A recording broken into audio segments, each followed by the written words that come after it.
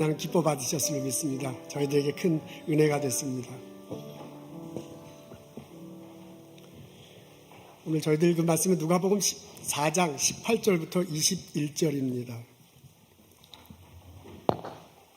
누가복음 4장 18절부터 21절 제가 읽겠습니다.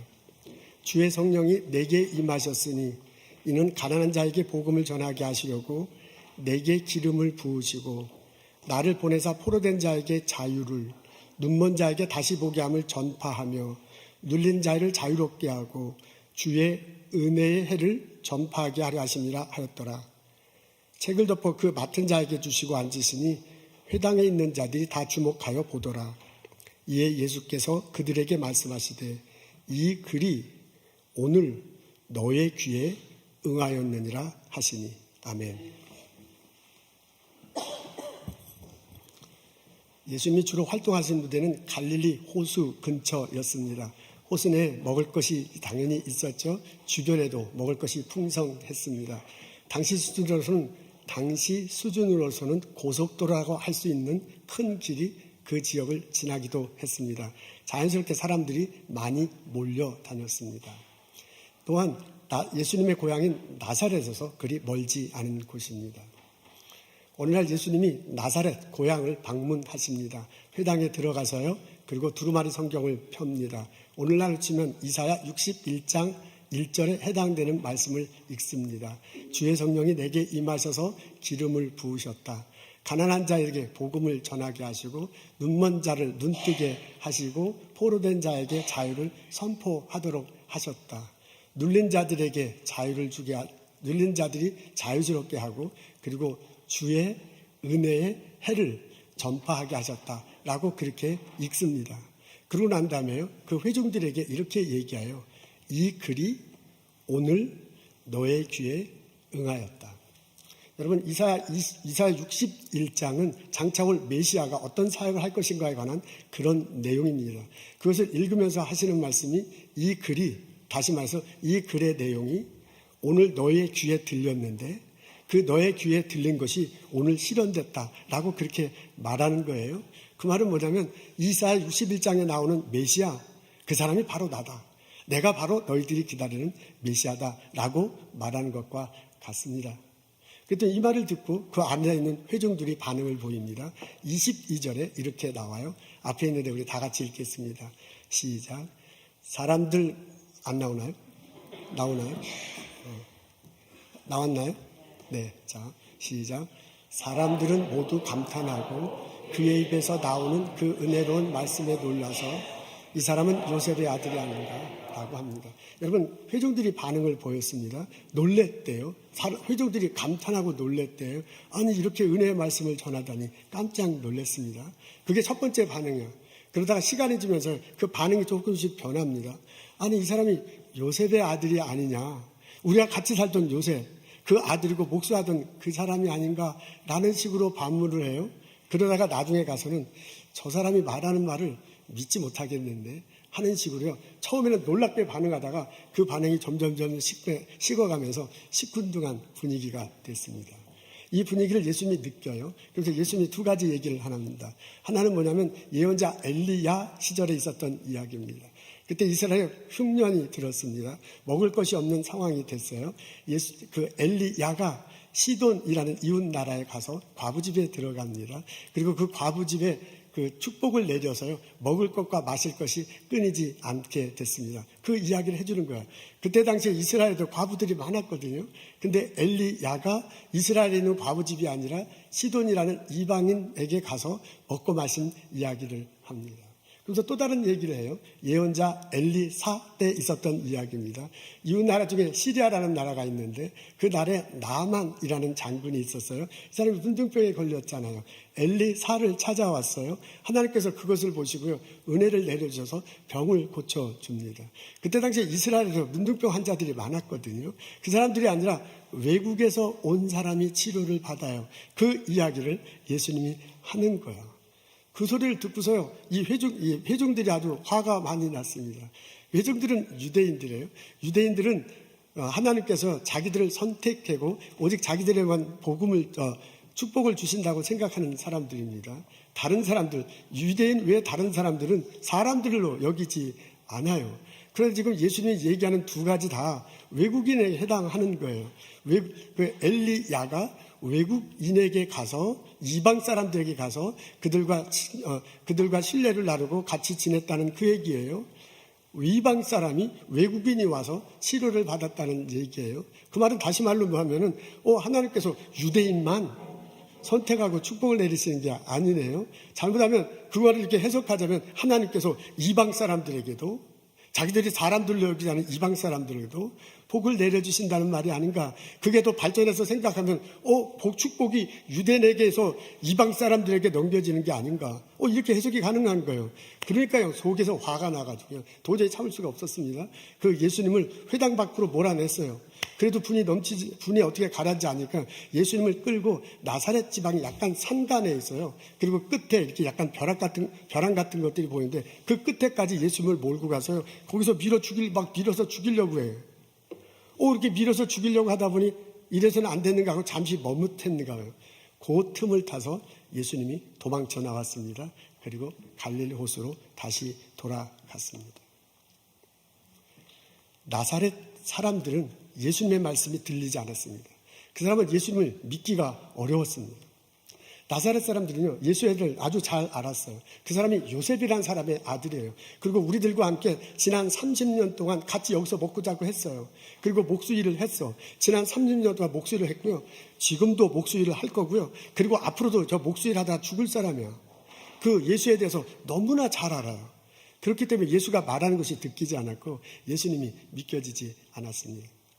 나사렛 사람들은요, 예수님에 대해서 잘 몰랐어요. 너무나 모르는 게 많았어요.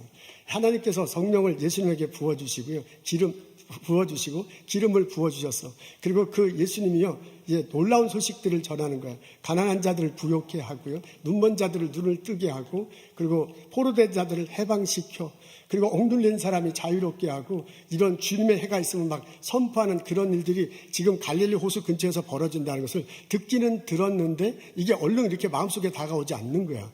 그래서 그것에 대해서 잘 몰라요. 예수님이 나중에 십자가 다시고 돌아가시고 구원의 길을 베풀 거다. 그런 일이 미래에 벌쳐질 거다. 그 예수님이 언젠가 다시 오셔서요, 새하늘과 새 땅으로 예수 믿는 자들 인도하실 거다. 그런 소식을 들어본 적이 없어.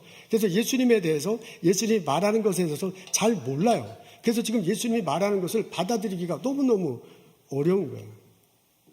여러분, 나사렛 사람들은요, 예수님의 과거에 대해서 잘 알고 있어서 이 사람이 어린 시절에 어떤 일을 했고 목수했다는 걸 너무나 잘 알아. 근데 예수님의 현재, 예수님이 지금 뭘 하고 있는지 잘 몰라. 예수님의 미래 어떤 일이 펼쳐질지 전혀 감을 잡지 못해요. 그래서 예수를 믿지 못한 겁니다. 여러분, 예수님, 나사렛 사람들은요, 예수 뒤에 요셉이라는 사람이 있다는 걸 알아. 아버지가 요셉이야. 그 요셉 때문에 태어났고요. 그 요셉 때문에 목수 일을 배웠고요. 목수를 하고 있어. 근데 예수 뒤에 하나님이 있다는 것은 몰라요. 하나님이 계시고 그가 성령을 부어주셔서 이런 말씀을 전하게 하고 그리고 앞으로 이런 사역을 하게 되는 것을 알지 못합니다. 그렇기 때문에 예수가 말하는 소리를 처음에는 감탄해. 그리고 놀랍게 여기지만 그를 받아들이고요, 그를 믿지 못하고 그 사람을 배척해. 여러분, 나사렛에 살고 있는 사람은 자기들의 삶의 바운더리가 있어. 자기들이 살아온 환경, 그 모습이 있어요. 그 경험이 있습니다. 자신의 경험으로 볼 때 저 사람 말이 들리지 않는 거야. 자신의 경험으로 볼 때 저 사람은 말이 안 돼. 그래서 그 사람을 배척하고 예수로 믿지 못했습니다. 근데 여러분, 생각해보면 이런 일이 우리들 안에도 벌어질 수 있습니다. 우리들은 살아온 삶의 모습이 있습니다. 삶의 환경이 있습니다. 교육받은 것도 있고요, 내가 알고 있고요, 내가 경험한 것들이 있어. 그 경험한 것에서는 한계가 있어요. 내가 그 경험한 것을 통해서 내 앞에 펼쳐지는 모든 일을 다 알기는 참 어렵습니다. 근데 우리는 그걸 잘 인정하지 않아요. 내가 지금 살아온 모습이 있고요, 거기서 나온 경험으로 모든 것들을 다 알 수 있고 그리고 모든 것들을 다 볼 수 있다고 우리는 그렇게 생각하면서 살아갑니다. 여러분, 한국에서 전해 내려오는 민화가 있어요.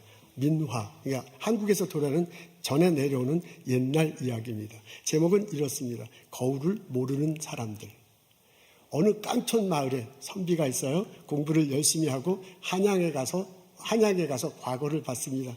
시험을 아주 잘 봤어요. 기분이 너무 좋아. 이제 고향 땅에 돌아가기 전에 시장에 갔는데 그 한양 시장터에 막 별게 다 있는 거야. 신기한 것들이. 그중에서 가장 신기한 게 있는데 그게 뭐냐면 거울이야. 그래서 그 거울을 사가지고 마을로 돌아왔습니다. 그냥 깡촌 고개 넘어 고개에서 마을 돌아가면 벽에다 이렇게 딱 걸어놨어요.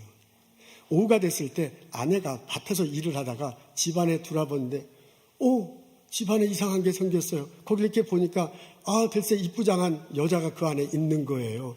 아이고 우리 남편이 한양에 가더니 첩을 들였구나. 저 첩년하고 내가 같이 살아야 되다니 내가 저 첩년하고 어떻게 같이 살 수 있냐고 거기서 막 엉엉엉 울었습니다.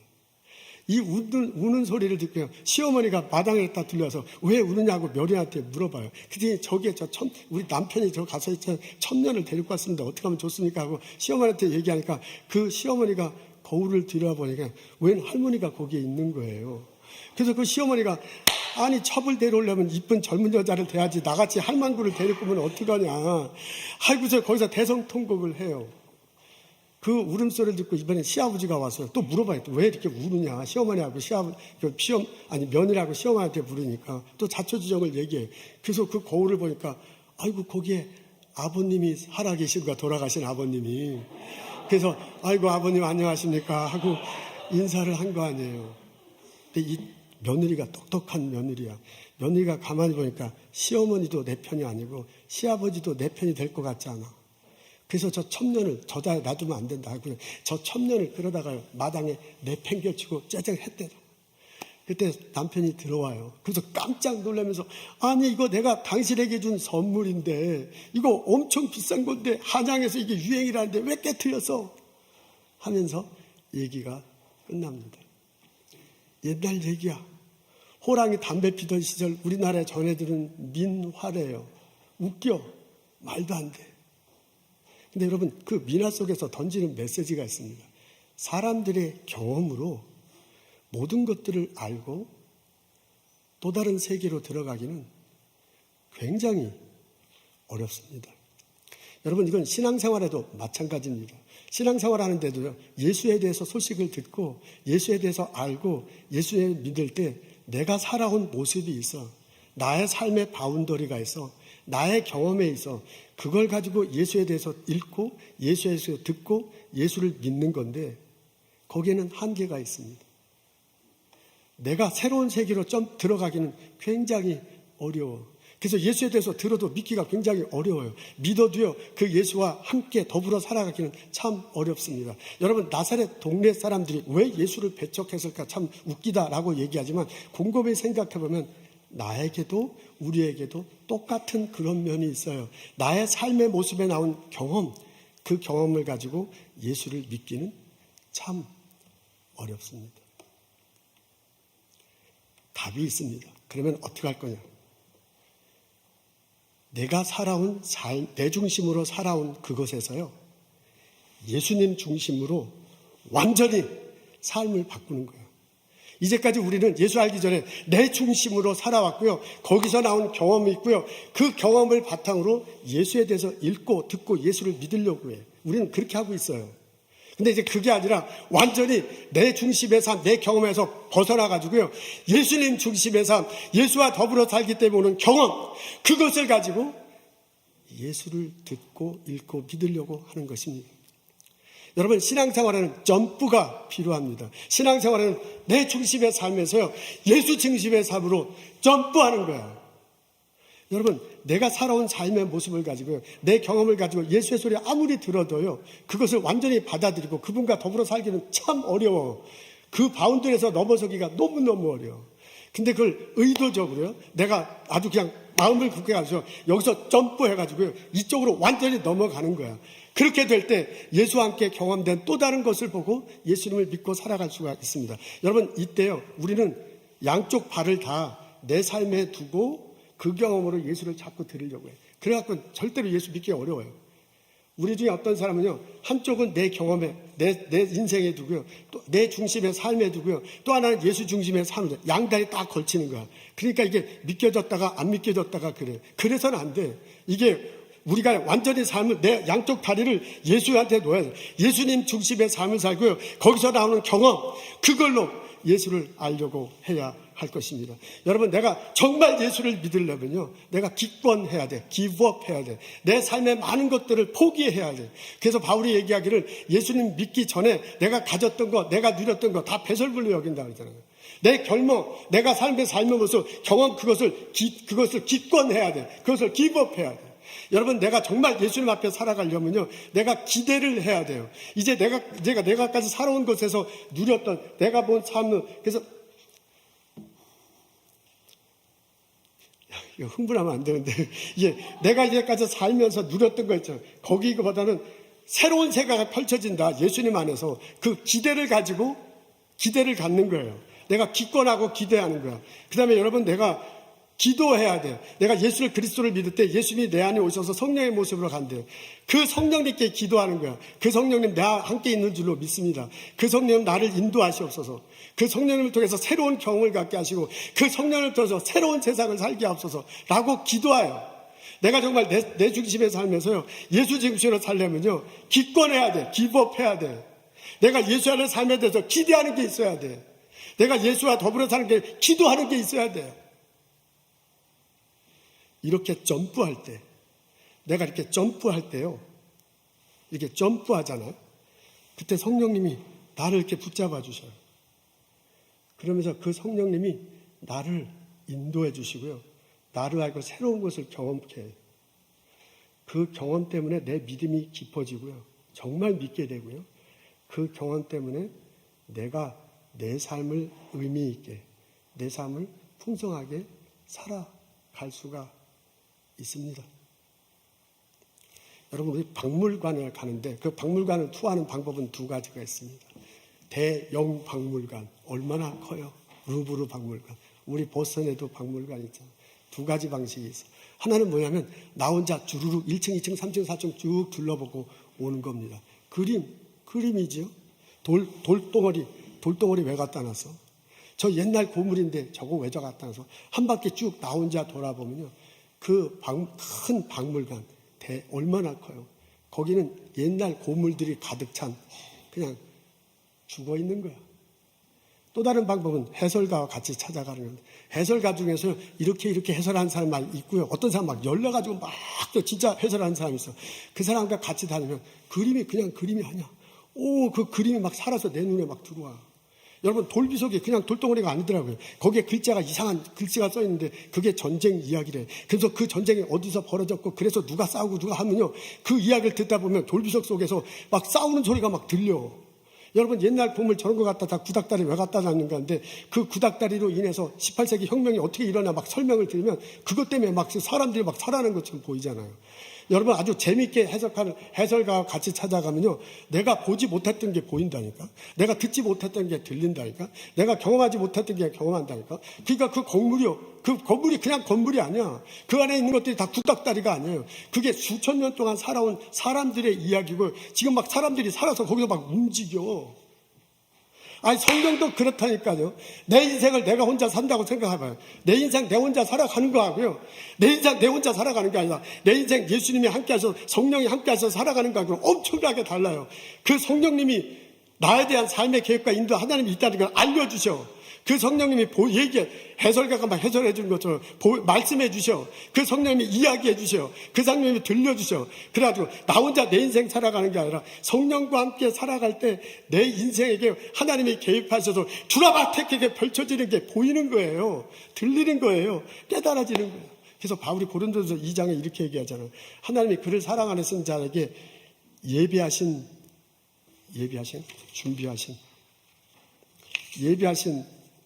만 하나님이 그 사랑하는 자를 위해서 예비하신 모든 것은 들어도 안 들려, 귀로 보아도 안 보여, 사람의 마음으로 생각해도 안 된다.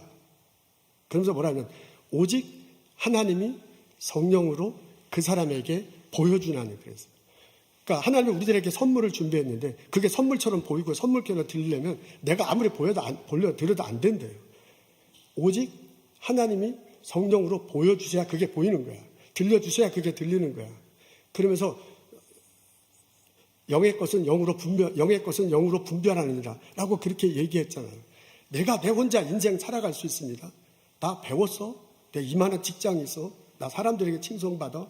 내 경험으로 예수를 하고 내 경험 안에서 살아가는 그 사람하고 온전히 점프하는 거예요. 여기서 점프하는 거예요. 예수님 안에서 전적으로 헌신하고 예수님과 더불어 살아갈 때 성령께서 보여주시고 인도하시고 살아가는 모습은 완전히 다르게 될 거다. 그 말이에요. 예수를 믿으십시오. 여러분, 내 경험으로 예수를 알려고 하지 말고 여기서 점프해야 돼. 전적으로 예수를 믿고 예수 안에서 성령님과 더불어 살아가려고 결심하고 결단하십시오. 그때 성령님께서 내게 읽혀주시오. 성경을 읽을 때 성령께서 이렇게 읽도록 하셔요. 그때 예수님의 글귀가 옛날 글귀가 아니라 그게 막 살아 움직여서 내게 오는 거지요. 그때 성령께서 내게 들려주시는 소리가 있어요. 그때 하나님께서 미래를 통해서 내게 보여주시는 소리가 있는 거예요. 내가 사막의 음침한 골짜기를 다닐지라도 해를 당할까 두려울 게 않는데 사망의 음침한 골짜기를 다니는데 하나님께서 나를 해를 당하지 않도록 지켜주시는 게 보이는 거예요. 여러분, 내가 내 주의 지팡이와 막대기가 나를 보호한다는 소리가 막 들리는 거죠. 내가 푸른 초장 맑은 신년물 넣고 하는 것을 체험하는 거죠. 내 영혼이 소생되는 것을 경험하는 거야.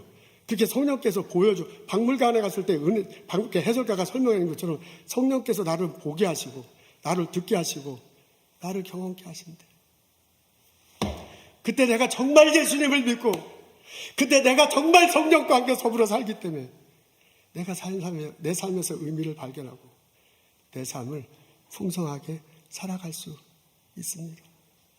이 깨달음이, 이 은총이 오늘 예배 참석하는 우리들 모두에게 있기를 주님의 이름으로 기도하고 축복합니다.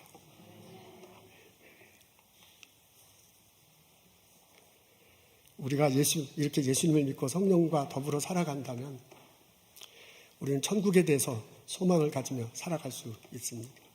성경에 써 있어. 언젠가 예수님이 다시 재림하신대. 예수님이 심판하신대요. 예수님이 보좌에 앉아서 심판하신다고 합니다. 그 예수님 앞에 책들이 있는데 하나는 생명의 책이고요. 또 하나는 행위가 기록된 책들이래요. 죽은 자들이 살아나. 그리고 예수님 앞에 설 거야. 그리고 그 사람이 한 행위 그대로 기록된 대로 그 사람이 심판받을 거야. 생명책에 기록되지 않은 사람들은 불못, 지옥에 갈 것이다. 요한계시록 22장에 써 있습니다. 근데 예수를 믿는 사람은 이거 두려워할 필요가 없습니다. 예수를 믿는 사람도 예수님 앞에 심판됐을 것입니다. 근데 그 심판은 형벌의 심판이 아니에요. 그것은 상급의 심판이 될 것입니다. 그래서 예수님께서 말씀하시잖아요. 내 말을 듣고 또 나 보내신 이를 믿는 자는 영생을 얻었고 심판을 지나서 죽음에서 생명으로 가느니라. 아멘 할렐루야. 요한복음 5장 2절부터 4절이에요. 바울이 로마서 8장 1절에 그걸 확증하잖아요. 그리스도 예수 안에서 정죄함이 없나니. 아멘 할렐루야. 내가 예수를 믿으면 그 예수님과 성령과 더불어 살아간다면 나중에 예수님 앞에 섰을 때 심판을 그냥 지나 상급을 받을 거야. 그리고 새하늘과 새 땅에서 살게 될 것입니다. 그게 성경에 써 있어요. 근데 여러분, 내가 살아온 그 경험에 의하자면 말이 안 돼. 어떻게 죽은 사람이 다시 살아납니까? 어떻게 심판을 받습니까? 어떻게 새하늘과 새 땅이 있고 그리고 불못이 있어요. 천국과 지옥이. 말이 안 되지. 누구 약 올려? 지금 나 보스턴에 이 똑똑한 사람들과 올려 사는데 내 경험으로는 도저히 이해할 수 없습니다. 근데 여러분, 내가 전적으로 예수 그리스도를 믿고요, 그 성령과 더불어 살아가면서 경험해. 보지 못한 것을 보게, 성령이 인도하시는 대로 듣지 못한 것을 듣게 돼, 깨닫지 못한 것을 깨닫게 된다면 그 미래에 펼쳐질 것도 보여. 저거 나를 위한 말씀이다. 내가 심판대 앞에 설 것이다. 내가 예수를 믿기 때문에 그 심판을 지날 것이다. 정죄함이 없다고 했다고 난 믿는다. 그리고 나는 새하늘과 새 땅에서 살 것이다. 라는 게 보여. 그래서 소망을 가지고 살아갈 수 있습니다. 저희 교회 어르신들이 참 우리 언젠가는 다 하나님 교회, 하나님 곁에 갑니다. 저희 교회 어르신들이 참 많으세요. 장로님, 권사님들 계셔서 참 좋습니다. 우리 어르신들이 건강한 모습으로 이렇게 교회에서 뵐 수 있고 또 온라인에서 예배 참석하셔서 참 감사합니다. 운전하고 교회 올 수 있고요. 그리고 손자, 손전들 돌면서 행복하게 살 수 있으니 얼마나 감사합니까? 제가 성장학교 지 19년 됐어요. 19년 전에 나 인터뷰한 장로님, 권사님 여기 딱 계셔. 그리고 그랬어요. 이제 내년에 20년 돼. 근데 여러분 제가 이렇게 되돌아보면 지금 한 19년, 20년 돼 가는데요. 장례 예배를 7번 치른 것 같아요. 7번 치렀어요. 근데 이제 아기가 태어나고 세례를 준 거는 100명이 넘는 것 같아요. 아유, 참 감사하죠. 우리 장로님들, 권사님들, 어르신들 이렇게 건강하게 사니까 너무너무 좋습니다. 이렇게 아주 손자들 돌보면서 행복하게, 건강하게 100세까지 사시기를 축원합니다. 아멘은 아무도 안 하시네. 우리 이렇게 건강하게 살고 운전하고 올 수 있고 참 감사하죠. 그런데 우리가 언젠가는 하나님 곁에 가잖아요. 언젠가는 내 육신이 잘 움직이지 못해서 침대에 있게 돼. 잘 안 들려. 잘 보이지가 않아. 그리고 또 시간이 지나면 잘 못 알아보잖아요.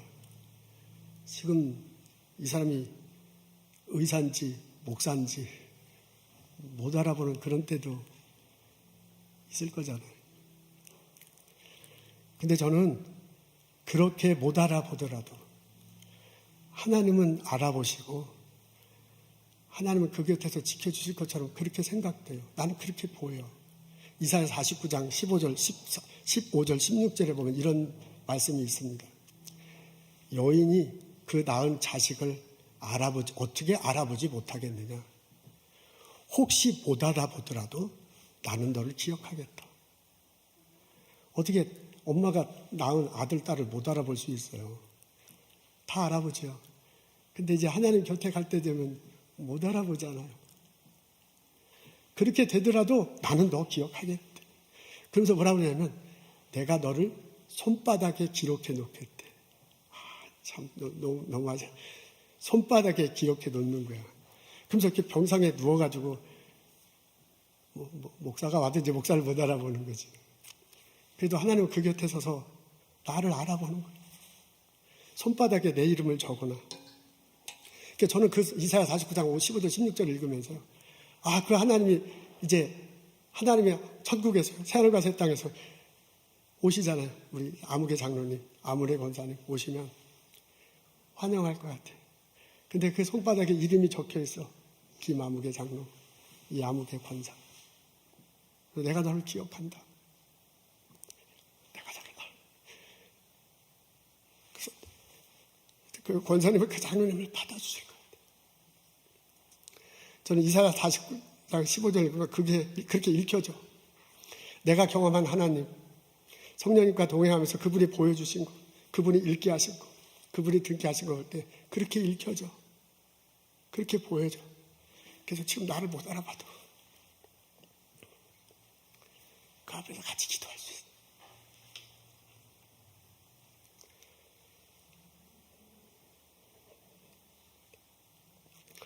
예수를 진짜 믿는 거예요. 성령님이 나와 정말 함께 하신다. 그래서 그 성령님 때문에 보지 못한 것을 보고 알지 못한 것을 알고 경험하지 못한 것을 경험하며 살아가는 나와 여러분 되시기를 소원합니다. 그곳에 정말 예수님 안에서 내 삶이 의미가 있고 그렇게 살 때 정말 예수 그리스도 안에서 내 삶이 풍성한 삶이 될 것입니다. 성경을 읽어보니까 예수라는 사람이 요셉이라는 사람의 아들이구나. 아하, 성경을 읽어보니까 예수가 사람의 아들이고 그리고 또 하나님의 아들이구나. 아하, 성경을 읽어보니까 예수는 사람의 아들이고 하나님의 아들이고 지금 성령의 모습으로 나와 함께 있구나. 그것을 깨닫고 그것을 경험하며 천국에 대해 소망을 가지며 살아가는 나와 여러분 되시기를 주님의 이름으로 소원합니다. 기도합니다. 축복합니다. 기도하겠습니다. 하나님, 언제나 나와 함께 하시고 나의 이름을 기억하시고 내가 하나님 품에 갔을 때 사랑으로 받아주실 줄로 믿습니다. 그 하나님을 바라보고 그 하나님을 꿈꾸며 살아갈 수 있도록 인도하여 주옵소서. 하나님, 저희 교회 부모님들, 사랑하는 아버지, 사랑하는 어머니 건강하게 살아갈 수 있도록 복을 주시옵소서. 행복하게 살아갈 수 있도록 인도하여 주옵소서. 언젠가 하나님 품에 갔을 때 하나님이 사랑으로 받아 주옵소서. 우리 성령교회 어르신들 건강하게 살게 하옵소서. 은혜 가운데 살게 하옵소서. 혹시 아프더라도 주님이 함께 하신다. 나를 기억해 준다. 내 이름을 손바닥에 들고 손 들고 있음을 보게 하시고 그 소망을 가지고 하나님 곁으로 갈 수 있도록 도와주시옵소서. 감사합니다. 예수님 이름으로 기도합니다.